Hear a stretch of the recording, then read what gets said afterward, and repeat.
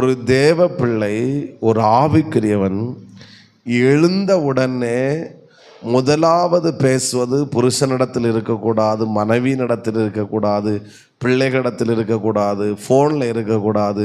முதல்ல எழுந்த உடனே பேசுவது அது யாரிடமாக இருக்க வேண்டும்? பழைய காலத்துல எல்லாம் ஒரு 25 வருடத்துக்கு முன்னாடியெல்லாம் அந்த பழைய தாத்தா பாட்டிமாருங்களுக்கு அந்த பழக்கம் உண்டு. எழுந்த உடனே முழங்காலே நின்று பைபிள் படித்து ஜெபம் பண்ணிட்டு தான் அவங்க அடுத்த வேலைக்கு போவாங்க. ஸோ அதிகாலையில் ஜெப சத்தம் கேட்கும். தேவனோடு பேசிவிட்டு எங்கே பேசணும்? உலகத்தோடு பேசணும். அடுத்து தேவனோடு எவ்வளவு அதிக நேரம் நம்ம பேசுகிறோமோ அந்த அளவுக்கு உலகத்தோடு நாம் பேசும்போது வெற்றியை நம்மளால் பார்க்க